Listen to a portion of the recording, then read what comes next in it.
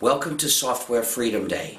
I'm Richard Stallman. I started the free software movement in September 1983, a movement for freedom for people who use software. A program is free software if it respects the user's freedom. It's free as in freedom. We don't mean zero price. We're actually not talking about price at all. We're talking about your freedom. If a program is not free, we call it non-free software, proprietary software, user-subjugating software, because this software puts the users under somebody's unjust power. So what does it mean for software to respect your freedom? There are 4 essential freedoms which make the definition of free software. Freedom 0 is the freedom to run the program as you wish. Freedom 1 is the freedom to study the source code and change it so the program does your computing as you wish. Freedom 2 is the freedom to help others. That's the freedom to redistribute exact copies of the program when you wish. And freedom 3 is the freedom to contribute to your community. That's the freedom to distribute copies of your modified versions to others when you wish. All 4 freedoms are essential in order for the users to have control over the software they use. And that's what this is about. With software, either the users control the program or the program controls the users.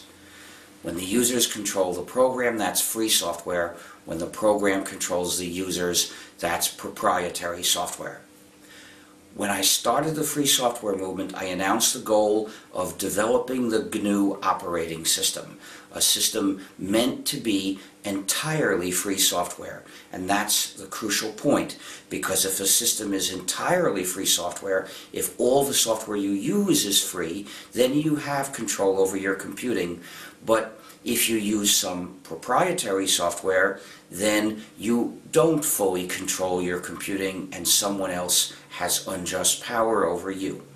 So as the first stage, we were going to develop a complete free operating system, because you can't do anything with your computer without an operating system. The idea of GNU was to be a Unix-like system, and the name GNU means GNU's not Unix.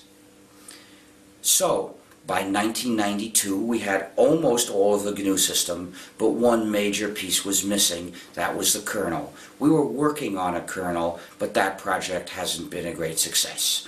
But in 1992, Mr. Torvalds made his kernel Linux free software. And so the combination of GNU plus Linux made the first free operating system for a long time, the first one that would run, for instance, on a PC or clone. And it's the GNU plus Linux system that many of us are now using.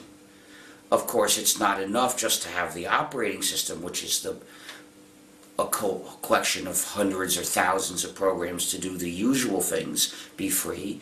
In order to have freedom, you need to insist on free applications, free utilities, free whatever it might be.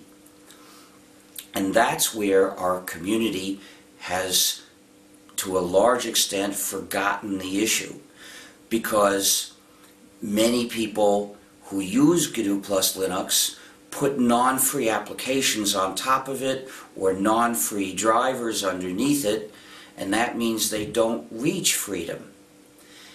Most of our community looks at the convenience of the GNU/Linux system and doesn't make freedom the goal, which is why we need events to focus on this issue of freedom.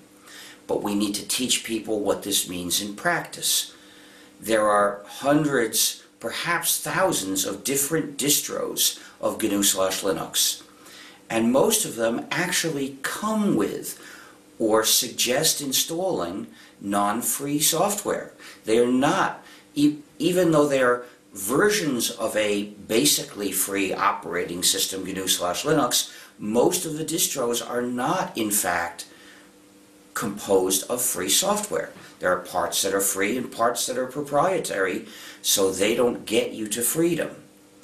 Overlooking this means our community is not going straight towards freedom, it's going off at an angle, and if you follow that other road, you don't get to the destination of freedom.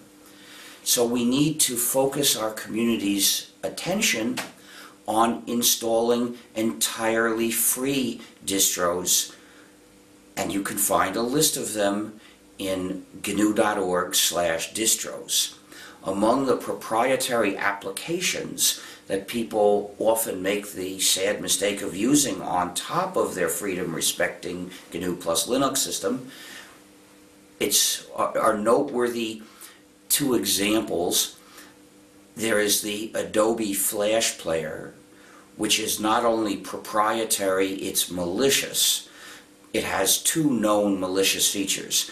There are digital restrictions management features to restrict what the user does with the data in her own computer, and there is a surveillance feature that we call super cookies, which allows one site to write some information into the Flash Player and another site can then read it, and there is nothing to stop multiple sites from cross-identifying the user. So this is malicious software.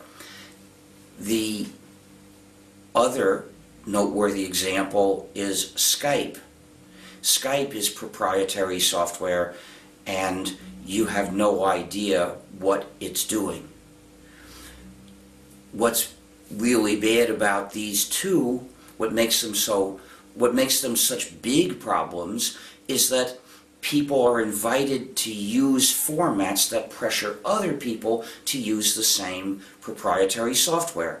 For instance, if you put a Skype user ID in your mail signature, you're saying in every message, use Skype. Skype is good. Even though it's proprietary software, it's good. Well, if you say that, you're saying the exact opposite of the free software movement, which says, watch for your freedom. Don't use these non-free programs because they take away your freedom. Another thing which leads people to overlook this issue is the fact that both of those programs are available gratis. They're gratis, but they're not free software. And price is not as important as freedom. Don't accept gratis as a substitute for respecting your freedom. For more information about the GNU system, look at gnu.org. And for more information about the free software movement, look at fsf.org. That's the website of the Free Software Foundation. You'll find resources there, and you can also join the Free Software Foundation or get onto informational mailing lists. Thanks for supporting freedom.